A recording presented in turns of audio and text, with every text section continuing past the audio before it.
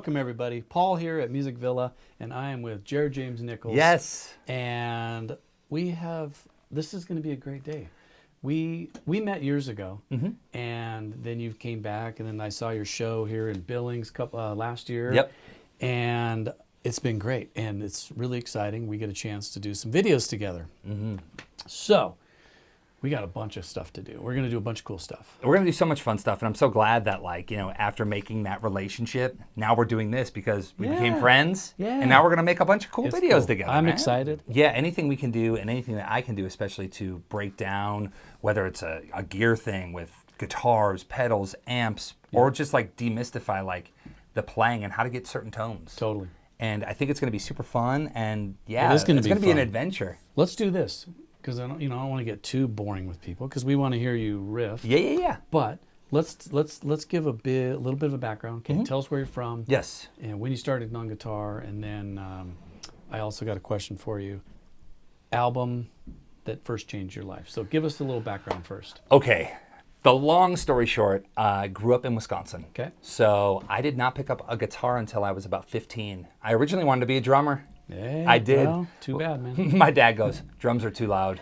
He's like, I'm working all day. I'm not coming home to listen to you play drums. They are loud. And you jammed with your buddy, Greg's. Oh, yeah. And his son, Greg Koch, right? Yeah, and, so I grew they were neighbors. Real close to them, maybe 20 minutes away from Greg Koch. Okay. And his son and I actually started a band together. That's awesome. So I knew Greg right when I first started playing, which was incredible because, growing up and living near one of the greatest living guitar players, is a quick way to get into it. Did he help you along the way? Was he? He did. Yeah, cool. He did. He would, Greg was so cool, graciously would borrow me guitars, show me things on guitar. Yeah. And also, he's just such a positive influence. Super cool guy. Well, the last time you were here, remember, he was playing a show as well. Yeah, and we jammed. We stopped by and you got him jammed with him, and it was awesome. You guys ripped. It was cool. And, for me, guitar, when I found it, it was like I found the thing I was waiting for. When it comes to that first record, as well as the real entry point, it was Black Sabbath. Because I remember my dad said we had a really junky acoustic. He goes, if you can play a riff on this guitar, I'll go take you to get an electric. Nice. And I remember it was Black Sabbath, Electric Funeral. That was the first riff, and I'll play it if I can. So I was using one finger, and here's the riff. It went.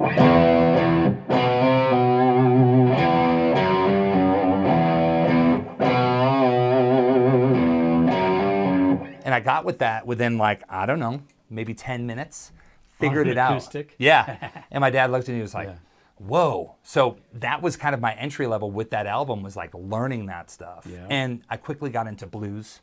So where I grew up, it was East Troy, Wisconsin. And that's where Stevie Ray Vaughan had played his last show. So I remember when I picked up a guitar, people were going, have you heard Stevie Ray? And I didn't know. Yeah. And then I found that music, and I heard Texas Flood for the first time. And when Stevie Ray Vaughan, he would play, I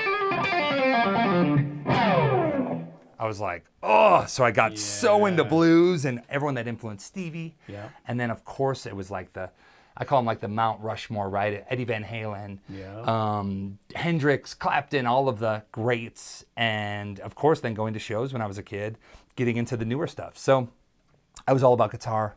Moved to Boston when I was 18 on a scholarship to go to Berkeley. Nice. Dropped out within 6 months Yeah. because I just wanted to play. Yeah. And I got in a band. We started to tour. Moved to California. Lived there for quite some time, almost 9 years. And now I reside in Nashville, Tennessee. Front my own blues rock trio. Which is incredible. I saw your band a few months ago in Billings. Yeah. With Queensryche. Yep. And it was just awesome. I was telling you this. It was like the next day, at the store and stuff, people will come in and they're like, that guy, he was amazing. And it just seemed like it was such a natural, organic building of fan base. You know what I mean? Man. It was super cool. People were stoked to see your band, and it was killer. It was Oh man, I love that. And it's, forming this relationship with you and being able to do these videos here, I think it's kind of like a cool, small full circle thing. Yeah, it is. And we're going to have fun. And I think we're just going to be able to, show anyone that's watching, how, whether it's a gear thing or what does this sound like, or comparing stuff. It's just going to be really cool.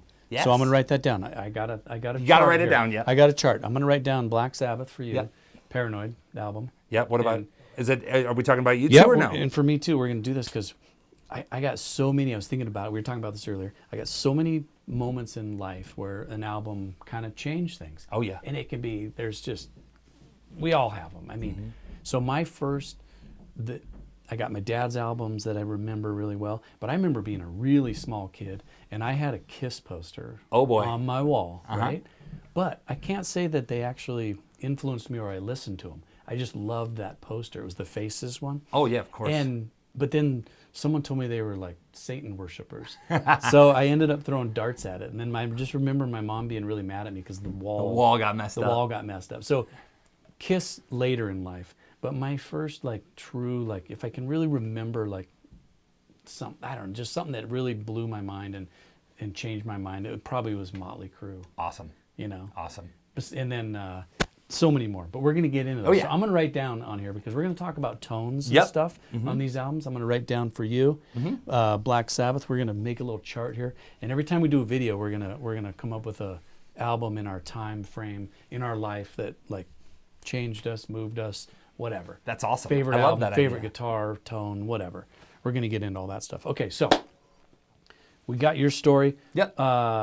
And then we're going to get into your style. Yeah. Because a lot of people, talk about the no-pick thing. And I heard you talking about how that kind of came about. Oh, yeah, man. So for me with my style, I'm left-handed. So when I first picked up a guitar, I wanted to hold it like a lefty. And the guy at the music shop, that same day I learned the Sabbath riff, he goes, hey, man, you're holding the guitar the wrong way. So he flipped it. And I'm like, okay. And ever since I first started playing, I really didn't like the feeling of a pick. I like to feel the strings under my fingers. It's almost like on your fretting hand, if you wore like a glove, it would just feel off. Right. So I love the feeling of that. And a lot of people said to me, they were like, man, you're not going to be able to become a great guitar player if you don't use a guitar pick. But at this time, I was listening to people like Jeff Beck and Albert King and Derek Trucks, and I was Mark Knopfler, and I was hearing these sounds of guys that didn't play with a pick, and I was like, well, that's kind of what I want to do. So I stuck with that, and it became one of kind of the signature kind of things of my style, which is pretty cool. Yeah. And it's really simple. Like I said, I don't use my fingernails. I use the flesh. Yeah. I've had really bad horror stories on stage where I've, I can imagine, ripped the nail off like crazy. Yeah. So that's kind of one of the things. And when I play, it's like my thumb always goes down, my index and my middle and my ring even, those will come up. And through the videos, you'll see this. And also there'll be times too, though, I'm not a total hater. I'll grab a pick so we can hear what it sounds like with a pick. Yeah. You know what I mean? Yeah, totally. And that's kind of a big part of my style is that finger style playing. And we'll do another video. We'll get into more depth on your guitar. Yeah. Your amps. We'll get pedals. We got a whole bunch of stuff we're going to do. Yeah, we're going to have some fun. So I thank you for being here. We are at Music Villa in Bozeman, Montana. And we got a lot more to come and a lot more to show you. And we'll do it up. Thanks for watching, everybody. Thanks.